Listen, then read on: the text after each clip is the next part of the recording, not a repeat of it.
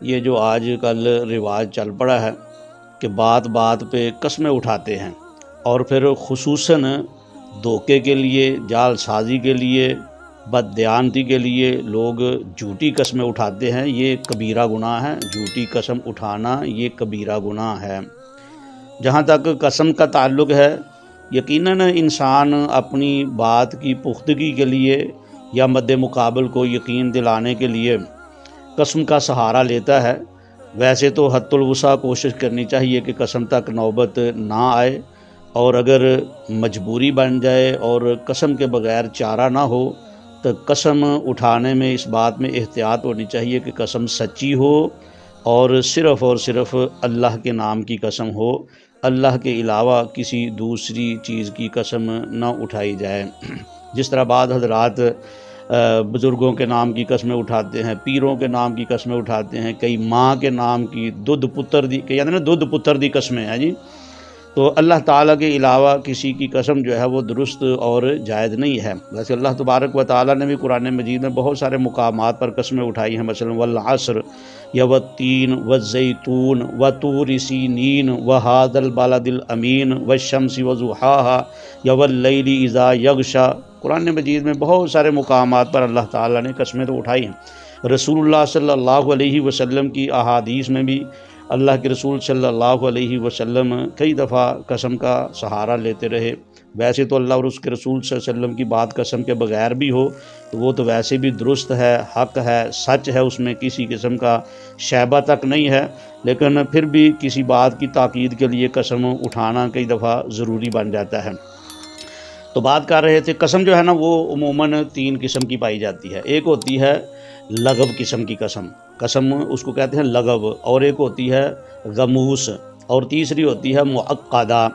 یہ جو لغو قسم ہے یہ تو وہ ہوتی ہے جو عام انسان عادتاً بغیر کسی ارادے کے بات بات پر یا تقیہ کلام ہوتا ہے قسم سے، اللہ دی قسم، ہاں جی اللہ دی قسمیں، وہ غیر ارادی طور پر انسان قسم اٹھاتا ہے، یہ لغو قسم ہوتی ہے۔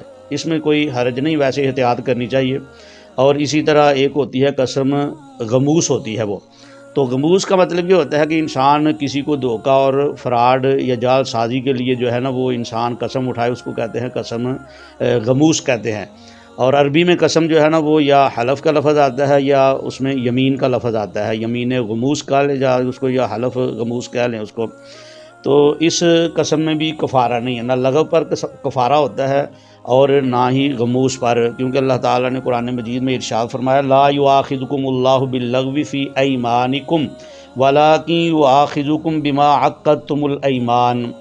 فرمایا لغو قسموں پر اللہ تعالیٰ پکڑ نہیں کرتا یا اس کا مواخذہ نہیں ہے۔ ہاں تیسری جو قسم ہے نا معقدہ، وہ قسم ہوتی ہے جو انسان نیتاً ارادتاً قسم اٹھاتا ہے۔ مثلاً کسی کے ساتھ کوئی معاملہ، کوئی اختلاف، کوئی نزاع، تو وہ آدمی کہتا ہے قسم اٹھاؤ بھائی آپ نے یہ کام نہیں کیا یا آپ نے یہ چیز نہیں لی، تو وہ کہتا ہے اللہ کی قسم میں نے یہ کام نہیں کیا۔ یا جس طرح عدالتوں کے اندر یا پریا اور پنچایت کے اندر بھی کئی دفعہ بات جو ہے وہ قسم پر آ جاتی ہے، تو پھر انسان جو قسم اٹھاتا ہے نا اس کو کہتے ہیں معقدہ۔ تو وہ قسم جو ہے ایک تو سچی ہونی چاہیے، یا اسی طرح اگر کسی کام کی انسان قسم اٹھا لیتا ہے کہ میں یہ کام کروں گا، قسم کہہ کر کسی بات کا ارادہ اور جو ہے نا وہ کسی سے عہد معاہدہ کرتا ہے، تو پھر اس قسم کو پورا کرنا ضروری اور لازمی ہوتا ہے۔ اگر وہ قسم پوری نہ کر سکے تو پھر اس پر کفارہ ہوتا ہے۔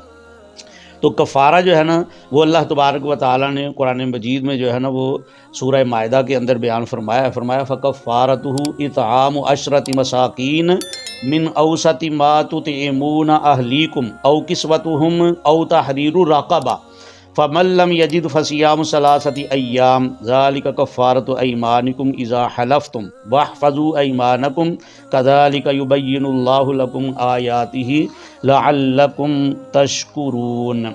فرمایا اگر انسان سے قسم پوری نہ ہو، جس کو کہتے ہیں قسم ٹوٹ گئی، تو اس کا کفارہ یہ ہوتا ہے کہ پھر 10 مسکینوں کو کھانا کھلانا ہوتا ہے، درمیانے درجے کا، نہ وہ زیادہ قیمتی ہو اور نہ کاسٹلی ہو زیادہ، اور نہ ہی بالکل جو ہے وہ مطلب ایک رواج سے گری ہوئی جو ہے نا وہ چیز ہو۔ درمیانے درجے کا کھانا جو ہے وہ 10 مسکینوں کو، یا پھر دوسرا آپشن یہ ہے کہ 10 مسکینوں کو کپڑے جو ہے نا وہ لے کے دینے ہوتے ہیں۔ یا پھر تیسرا آپشن یہ ہے کہ کوئی غلام آزاد کرنا۔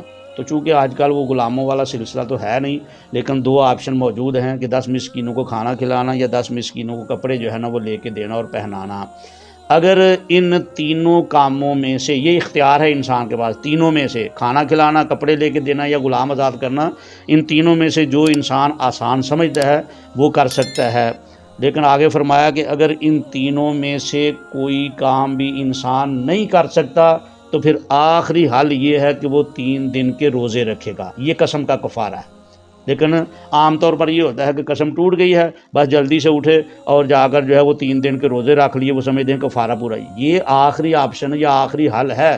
پہلے جو ہے نا وہ انسان کے پاس آپشن ہے کہ مسکینوں کو 10 کو کھانا کھلائے یا 10 مسکینوں کو کپڑے پہنائے، یا پھر یہ ہے کہ وہ غلام آزاد کرے۔ اگر ان تینوں میں سے کچھ بھی نہیں کر سکتا، اتنا کمزور ہے یا غریب ہے، تو فرمایا پھر آخری اس کا جو ہے نا وہ حل یہ ہے کہ وہ 3 روزے رکھے۔